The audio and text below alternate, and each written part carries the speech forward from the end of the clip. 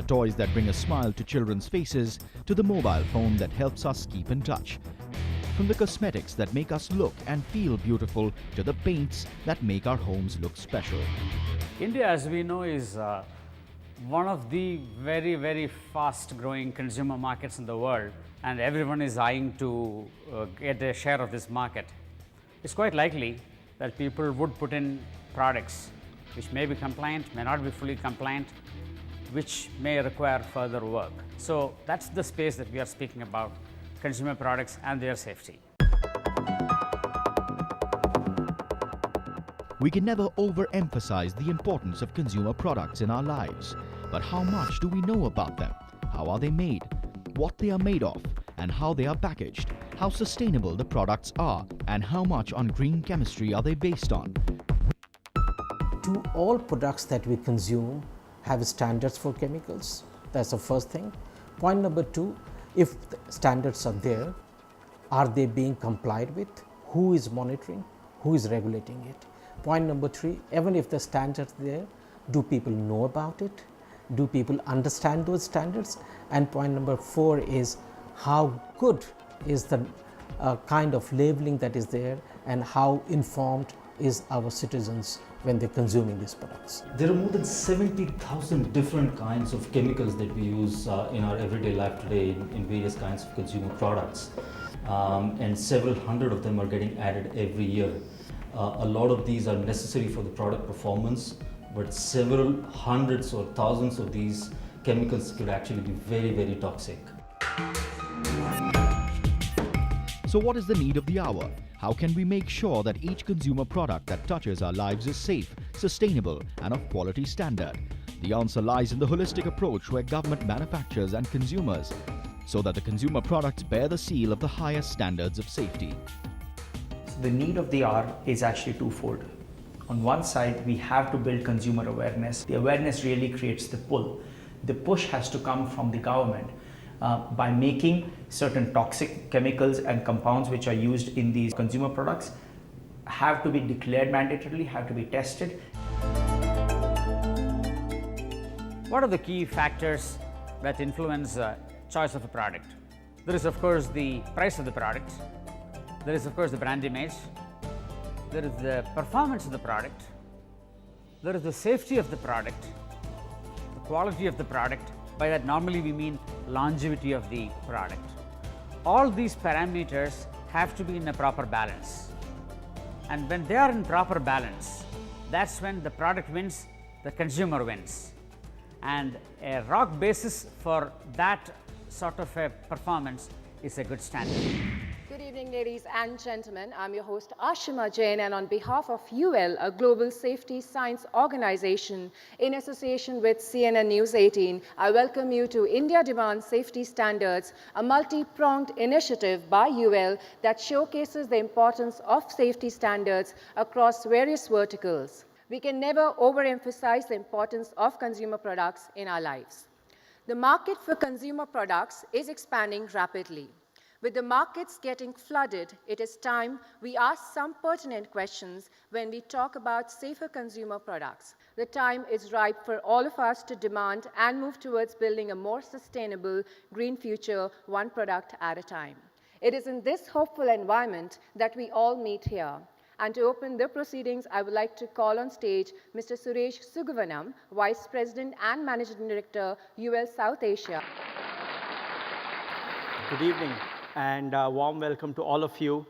From the time we wake up to the time we sleep, we are probably interacting with over 70,000 different types of chemicals. The question to ask is how many of these are actually safe? What levels of consumption of different chemicals is actually safe for us? There are potential hazardous substances that are being consumed today that we are probably unaware of, and there are global standards out there that we can look at. The point is to ensure that there is a level of awareness at the consumer level so that we all start to create what I'd call the demand for safety standards.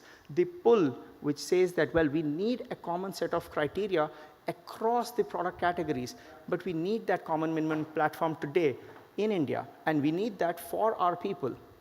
not just for our people, but also for the industry and growth of the whole Make in India campaign, you actually want to ensure that the common minimum standards that we have are aligned with the common standards that are existing around the world. India is ready for a common minimum safety standards, and that's what this program is about. Ladies and gentlemen, it is now time to introduce the first keynote speaker of this evening. Please welcome Shri Nikhilesh Jha, Additional Secretary and Financial Advisor, Ministry of Consumer Affairs, Food and Public Distribution. We have a long way to go so far as standard awareness is concerned, and there is a big need of creating this awareness. Before the economic liberalization in our country, there was not much awareness of consumer item. People used to like imported goods.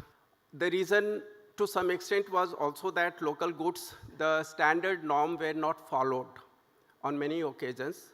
But gradually, people demand increased, and in our country, standard products are getting produced. And also, there is demand from global market, because for industrialists who are exporting their products, they have to meet the international standards. So it is not only industries, but our own consumers, our own people, citizens, they need to be aware and they need to demand. Industries need to be careful, because to make quick profit, sometimes they ignore the safety norms. So their government regulation plus people's awareness, both of them will act in that. And thankfully, global standards are forcing industries to be more careful. Now I'd like to invite the second keynote speaker. Please welcome Shri Aswani Kumar, Joint Secretary, Ministry of Agriculture, Cooperation and Farmers Welfare. We have got a strong liability of huge populations, and we have to fulfill the need of the country, as well as we doing some exports also. The basic thing is that to increase the production, but by that time there are a lot of chemicals, pesticides are used, fertilizers are used. And we also need to take care that this pesticide residues or the chemical residues should not come in the food products. Around about 28 pesticides we have banned it, because due to this pesticide, whatever the food crops, food grains comes, they are slightly poisonous elements have been found in that.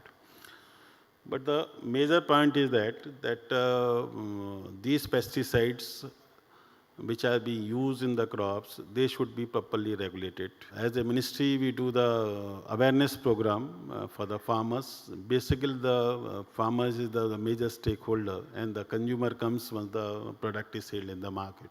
There is a major constraint of the using the chemical pesticides, so the government is promoting now for the biopesticides. We have got some institutes also for giving the training to the state officers as well as to the farmers for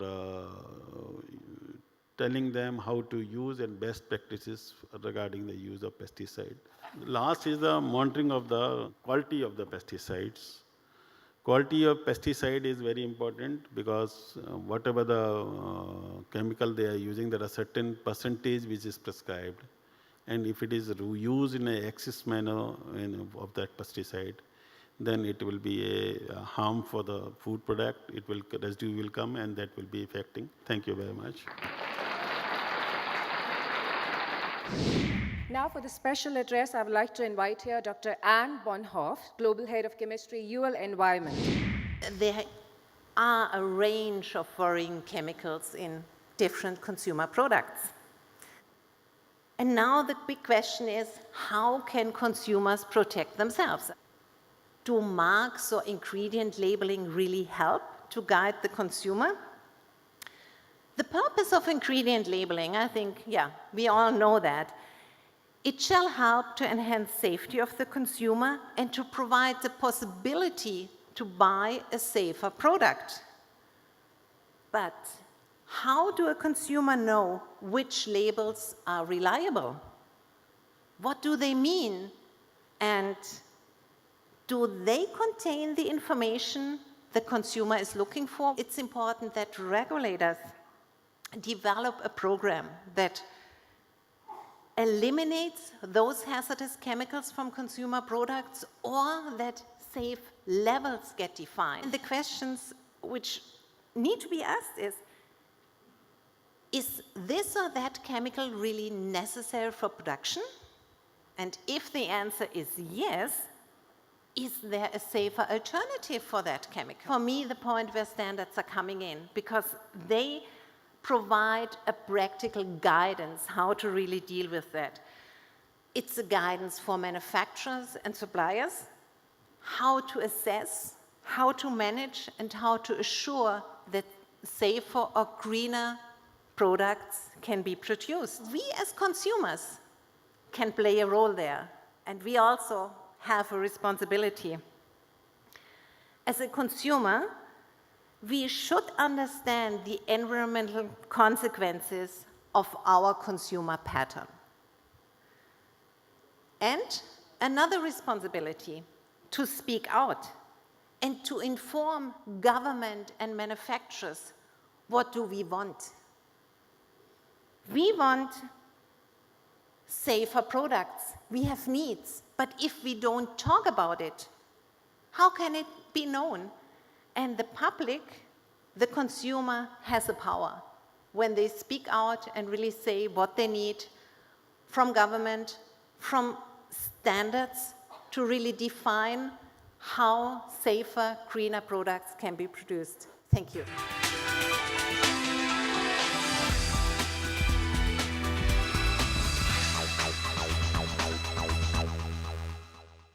We've heard about it for years now. Everyone's interested in being green. But are we there yet? How can manufacturers and the various supply chains adopt methods that have a positive impact on environment sustainability? How can government and various agencies give the adequate push needed to create the market that moves towards products that are standard, safe, and sustainable? How do we create an environment where the consumer moves towards sustainable shopping and they know how their personal choices are adding up? To deliberate on that, we have a very special session. Moderating and taking this discussion forward would be Kajori Sen of CNN News 18. Let me invite our panelists to the stage. First of all, Bijon Mishra, former chairman of the Consumer Coordination Council of India. Chandrakant Salunke, founder, Packaging Industry Association of India. Anne Bonhoff, the global head of chemistry, UL Environment. Vivek Jangiani, president, TITMA, the Toy Association. Chandrama Chatterjee, advisor, Apparel Export Promotion Council. And Tushar Singhar, paint technologist. Let's start off with, I think, what is, for a lot of us, the basic question. Mr. Mishra, let me start asking you this. For a consumer, what does inferior quality mean for the end user as far as consumer products are concerned? I am assuming starting at 0, which means a mild affliction, and 10, which means death of many people. The first thing, what we all as a consumer want is how happy I am when I use a product. Has it served the purpose in terms of for what it was sold to me for, or what was promised to me when it was sold to me? That's the first thing, which a consumer always looks at, which means value for money. Did I get that value which I look for? And was I thrilled and happy and delighted in terms of that product? That's the first thing.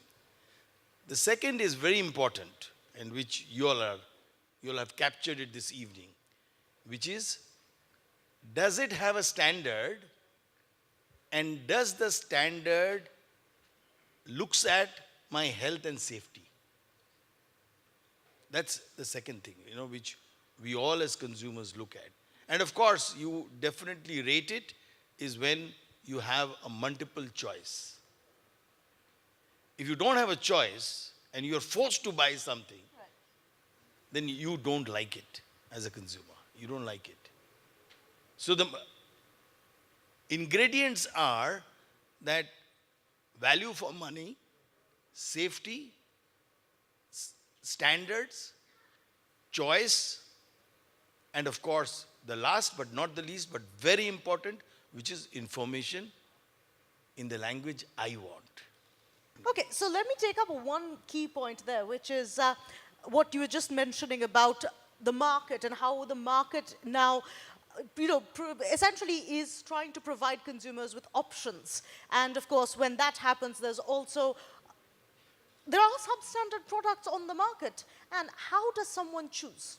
How does someone choose a product when you've got 50 options, all their labels for the same thing, all their labels say different or similar things? How do you know which one's right for you, the consumer?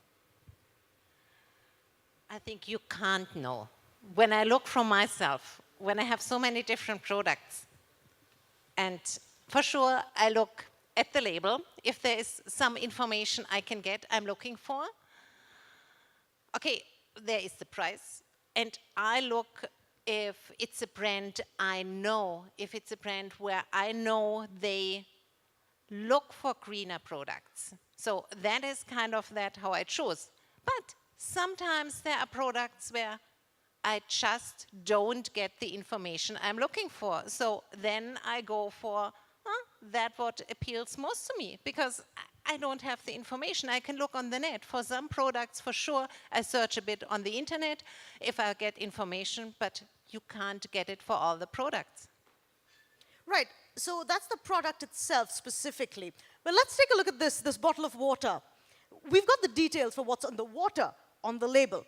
Do we know about what the packaging is like? Mr. Salunke, there is no information that I have looking at this bottle of water about what the packaging contains. Why is that, and what kind of difference does it make? See, two things are there. One is, packaging products manufactured by the company which is, promoting their products, and packaging products manufactured by the third company which is, selling to the product manufacturer. See, when any particular company manufacturing for their own product, they manufacture quality product. Even they will not look at the price. But when the point is come out, when they buy the product from market, they will go for a lowest price. So the quality maintained by the product manufacturing, particularly for packaging industry, we look at in the different.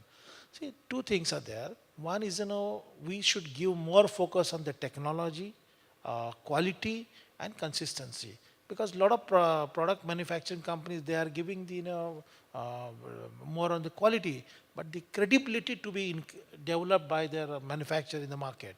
There sometimes has to be a compromise that is made, or a compromise that people think they have to make, maybe not necessarily, but think they may have to make, on money versus health. Should health be the obvious choice then to make?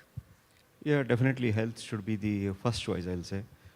And the consumer has to be more careful in terms of choice, and always we have to give first preference to that. See, earlier technologies were not available, but now the things are also changing. So these technologies are also available in India, and many players are now dealing with that.